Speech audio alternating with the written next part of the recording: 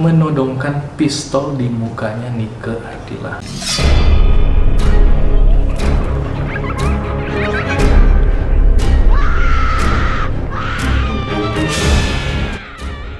Hai guys, it's me Febrian Lontaan and welcome back to my channel. Oke, jadi kali ini video gue agak berbeda dari video-video gue sebelumnya. Yang awalnya gue ngebahas tentang horor, penampakan, atau gangguan-gangguan makhluk halus. Nah, kali ini gue bakalan ngebahas salah satu penyanyi legendaris di Indonesia. Yang pastinya namanya sudah tidak asing di telinga kalian, apalagi buat kalian-kalian yang lahir di tahun 80 atau 90-an. Dia adalah Nike Ardila.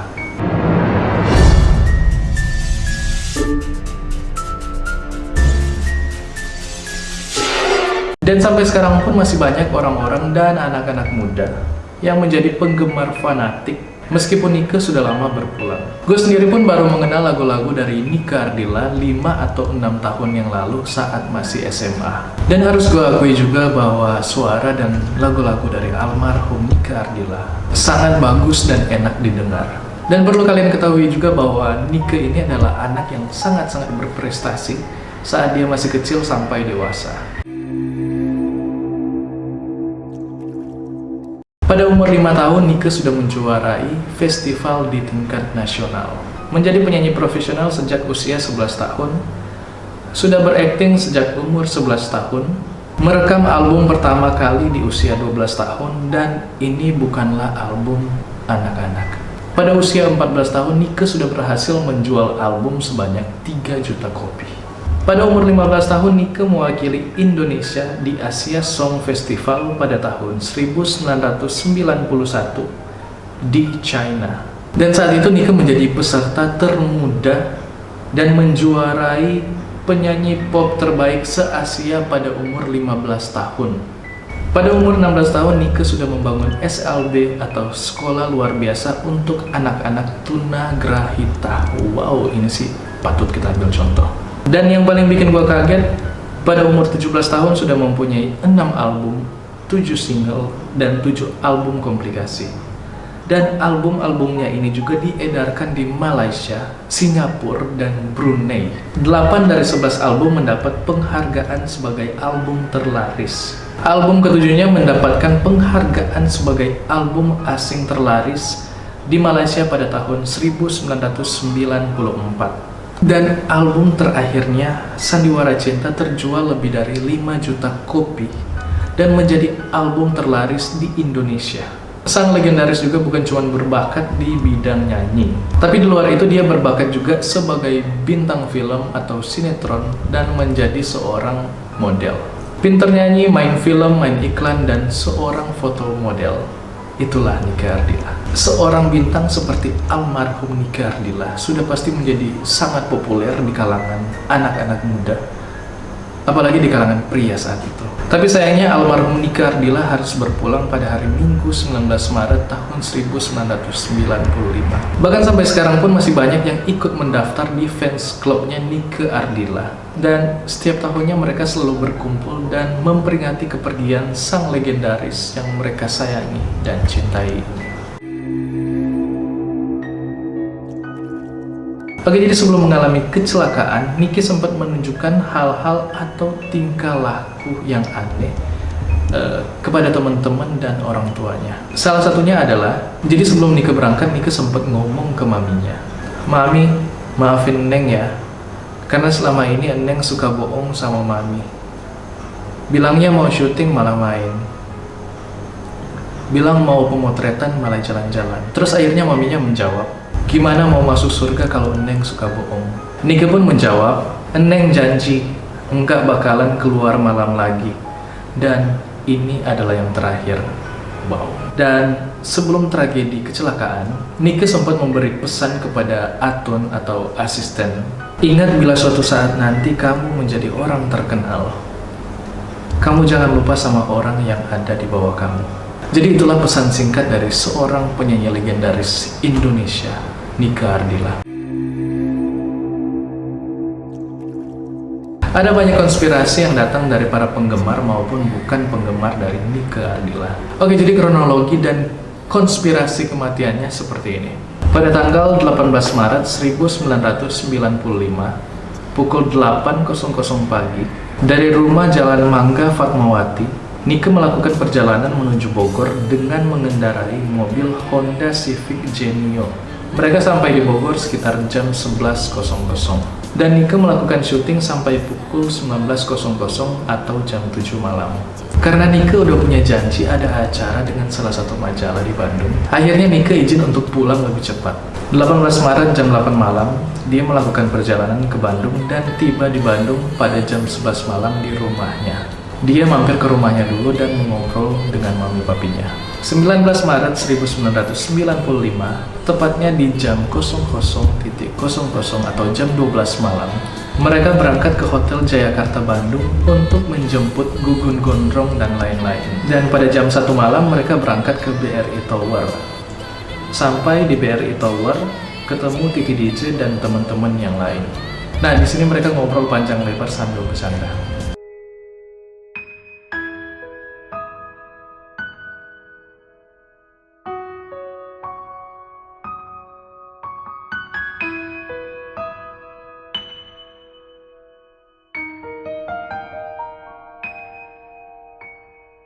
Pada jam 5.30 mereka pulang dan on the way lagi ke Bogor karena harus mengejar waktu jam 8 pagi.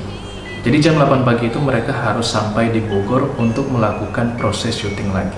Awalnya asisten Nike menawarkan diri untuk menyetir, tapi kata Nike nggak apa-apa, saya aja. Dan dalam perjalanan mereka ke Bogor, tiba-tiba mereka dipepet oleh mobil hardtop berwarna merah. Jadi mobil hardtop di depan mereka ini sengaja menghalangi jalan agar mereka tidak bisa lewat. Karena mereka buru-buru dan mengejar waktu, akhirnya Nike memutuskan untuk melewati mobil hardtop itu dengan cara menyalip untuk melewatinya. Dan saat Nike mencoba menyalip mobil hardtop merah itu, tiba-tiba dari arah berlawanan muncul mobil TAF dengan kecepatan yang sangat tinggi.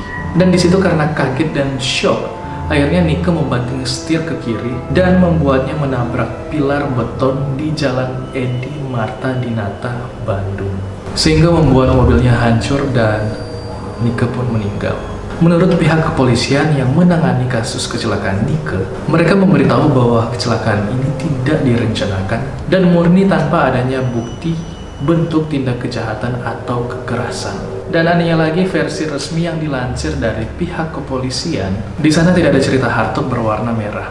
Tapi yang ada hanyalah mobil TAF yang melaju sangat cepat dari depan dan menyebabkan mobil Genio yang dikemudikan Nike terpelanting dan menabrak dinding. Tapi bagaimana dengan teka-teki hardtop yang menurut saksi mata, pengemudinya adalah laki-laki dan berambut cepak. Sampai sekarang pun misteri hardtop merah itu masih menjadi teka-teki. Tapi menurut gue di sini ada yang ngeganjal guys. Kalau dilihat dari kondisi mobil Nike saat terjadi kecelakaan, secara logika sesuai dari kesaksian dari asisten Nike. Nike membanting setir ke arah kiri sehingga menabrak pilar beton di pinggir jalan. Oke, logikanya seperti ini. Saat kita kecelakaan dan kita menabrak sesuatu, itu otomatis bagian depan yang hancur.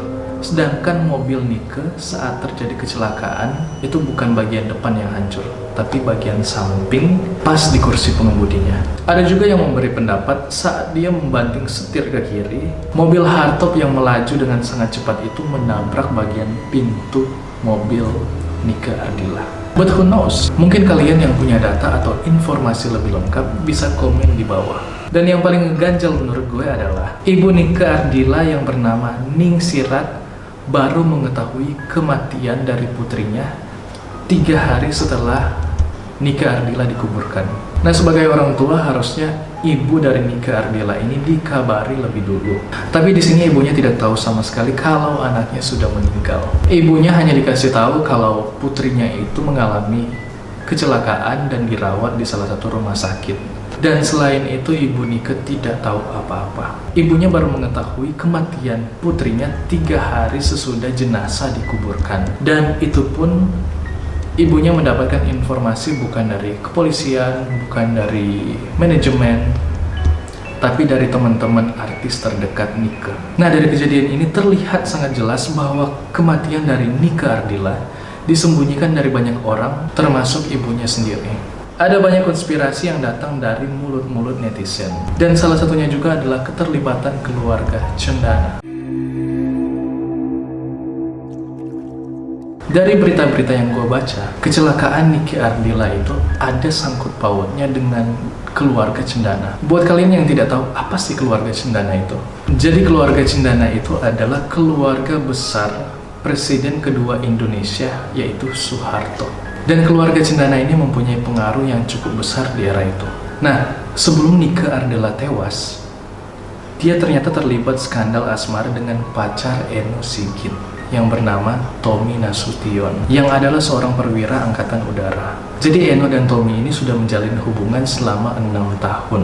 Dan saat itu Eno dan temannya sempat melihat Tommy dan Nike sedang bermesraan. Dan bukan cuma itu, kemarahan Eno pun semakin besar ketika dia mendengar bahwa Nike nekat memamerkan Tommy ke kalangan selebriti di Jakarta. Nah, sebagai cucu Soeharto yang bisa dibilang masa kejayaannya masih sangat kuat saat itu adalah aib kalau dipermalukan, apalagi hanya masalah cowok. Nah, waktu itu cinta segitiga antara Nike, Eno, dan Tommy pun menjadi perbincangan di kalangan selebriti di Jakarta. Bahkan ada desas-desus bahwa Eno pernah mempermak Nike Ardila. Tempatnya di M Club Diskotik Blok M, Jakarta Selatan. Jadi di sana tuh Eno sempat menodongkan pistol di mukanya Nike Ardila. Waktu sudah lama berlalu dan mungkin mereka sudah melupakan pertikaian itu. Karena Eno sendiri pun harus berangkat ke London untuk belajar. Tapi disinilah yang membuat orang-orang berpikir aneh. Jadi saat Eno di London, dia diberitahu bahwa Nike Ardila tewas mengenaskan di Bandung. Dan saat itu Eno memberikan jawaban yang cukup aneh. Tapi bukan saya loh. Nah, jawaban ini membuat banyak orang berpikir dengan sejuta penafsiran dan membuat opini yang berbeda-beda tentang Eno. Nah, apalagi versi resmi dari polisi, tidak ditemukan unsur kesengajaan atau upaya pembunuhan, sehingga penyelidikan dihentikan dan kasus pun ditutup oleh mereka. Ada banyak desas-desus yang muncul pada saat itu tentang keterlibatan cucu Soeharto di balik kematian Nike Ardila. Tapi orang-orang bahkan wartawan tidak berani membesar-besarkan karena posisi mantan presiden kedua Indonesia itu mempunyai pengaruh yang cukup besar di era itu.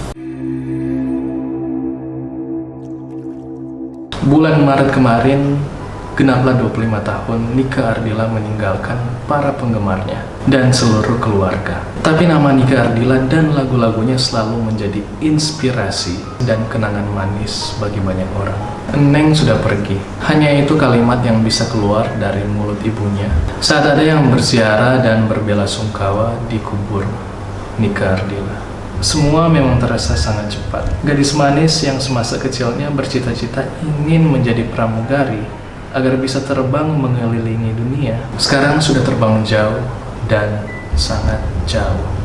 We love you, Nike Ardila. Oke, jadi itulah prestasi dan konspirasi dari seorang yang legendaris bernama Nike Ardila. Jika kalian senang dengan channel ini, silahkan subscribe dan nyalain lonceng di bawah agar kalian tidak akan ketinggalan video-video baru yang bakalan gue upload nanti. Jangan lupa juga untuk berikan like dan komentar kalian tentang video ini. Dan mohon maaf juga jika ada tutur kata yang tidak berkenan kepada keluarga bersangkutan dan kepada para fans. Saya Febrian Lontaan mengucapkan terima kasih and bye-bye.